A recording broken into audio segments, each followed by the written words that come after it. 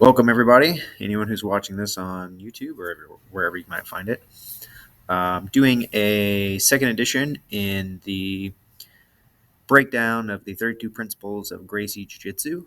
So, as I've stated previously, I recently opened up my own academy, and so I am just doing a breakdown for people who might be interested in getting this product. I've done a lot of reviews of different products of online materials. I think they're really good to help supplement your training, and I think 32 Principles has a lot to offer. And if you're looking to see what those 32 principles are, I think you should check out Gracie University online and get their full content. I'm just kind of giving a brief overview because there's um, literally dozens of hours of content. Some of the videos are 40 minutes, some of them are an hour long.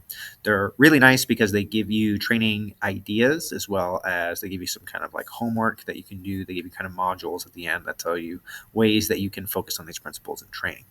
So I'm going to do a brief review of what we've done before, and I'll put a link to the previous video. In the last video, we looked at the first two principles, which are, of course, the connection and distance principles. These two are, they're really something that go hand in hand, is whether or not you're making physical contact with somebody and when to connect and when to disconnect in your transitions. Okay, so that was the last video, and in this one, we're just going to go through a couple more. The next one, when we're looking at the distance principle, so the third principle that they go in, and really, I think this one just kind of dovetails with the connection and disconnection principle because it's just like distance is just how much connection and disconnection that you have. But they also talk about from self-defense standpoint of when you have distance from like standing up, you're going to be limiting the distance. So if you're afraid someone's going to strike you, you can either be so far away or too close to crowd them out so they can't hit you. And they also talk about, kind of the optimality. So what does that mean? The optimum or best distance that you have to say, get an arm bar, get a choke, something like that. So when you're looking to understanding this principle, this one's pretty basic. This distance one is if someone's trying to get a rear naked choke and you're arching your back and preventing them from getting their second hand in on the rear naked choke. That's kind of an understanding of this. The way that I usually teach this to my students is I like to tell you, if I teach you something in steps, the principle is if I can interrupt that final step. So if a rear naked choke, if it's explained to you by your coach or wherever you learn it in 4 steps, if you're on that third to fourth step, you understand what you have to do to interrupt that. And part of that is understanding, what's the distance? How much space do they need to execute a move? So that's kind of really what this principle is getting to. And I think it really, I don't know that it is so much distinguishable from the connection and disconnection principle. But I think it does make sense as far as a self-defense standpoint to understand proper distance when being, someone's going to strike you or you're on the ground and so you think someone's going to try and do some ground and pound or something like that. So I think that's a pretty basic principle, nothing life-changing. It's really something that anyone's going to understand on their first day. When we're looking to the next principle, the principle that they talk about is the pyramid principle, and they talk about how it's influenced their design. And this one's pretty good because I think it helps you start conceptualizing your own base, both relative to yourself and using your opponent as part of that base. I think that that's one principle. As Hickson would say, you have to have good base. And they really talk about how it applies in all aspects, standing on the ground, whether you're in mount, whether you're in side control. And they think that they articulate that there's kind of a special connection where there's 3 points of contact as opposed to 2, and I think that makes sense whenever you're trying to have good base. And I think the opponent having, as I talk about here, your opponent having their connection they can essentially constitute part of that third base of the triangle. And so I think that's probably one of the biggest takeaways that I have. Again, my review of this is really the same. They have really great visuals when it comes to showing the connection, disconnection, the creation of the pyramid.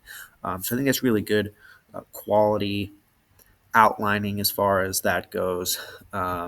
But again, I don't know that this is any different than any other principle you might learn when it comes to base. But I think visually, if you start trying to imagine yourself relative to your opponent and their body being in a triangle or a pyramid, I do think that is pretty helpful. So I think, again, another solid principle being taught here.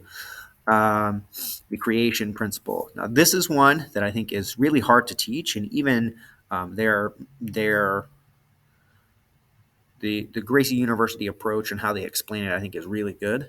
But I think it's one that you really have to feel over time. And I talk about this with my students: is over time you're going to learn how to motivate people's behavior. And I really think that's what they're talking about with the creation principle, is that you're going to be able to create opportunities based on either on your offense or your defense.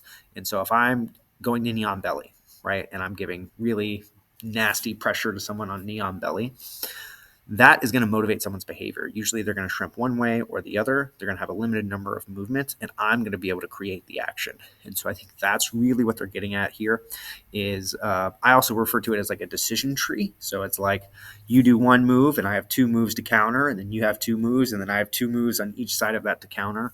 I put the picture here. It's like you can like see into the matrix, right? I remember the first time I was rolling with my friend Kyle, the Kyle Mitchell. And it's like, man, I'm like, can this guy see into the future? It's like everything that I do, he has an answer for. And that's just the years of experience of a black belt and the repetitions and understanding the decision trees, and then having a acceptable response to every decision that your lower opponent might have. And so I think that's really what they're getting at the creation principle. Um, and this is also, they talk about the first, be first and third. And so what does that mean? So like if I'm trying to throw someone in judo and ultimately I want to throw them behind me, the first thing I might do is push, right? You also refer to this as the push-pull dynamic. So I do the first action, which is the push, then they react, and then I react to their reaction by pulling and throwing. And so that's really what they mean by being first and third. And so that's really, I think, the quintessence of the push-pull dynamic.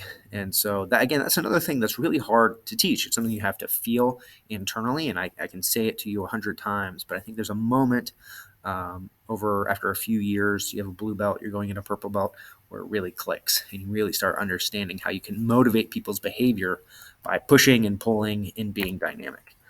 All right, so this is just a brief overview of some of the first kind of 5 principles of the 32 principles. So, the last video I actually didn't know, but it got, almost 1,000 views. So I figured that I would do another one of these. If you like this, feel free to subscribe. And if we get another, 1,000 views or so, I'll make the next modules and try to go through maybe another 5 or 6 principles and just break them down one by one.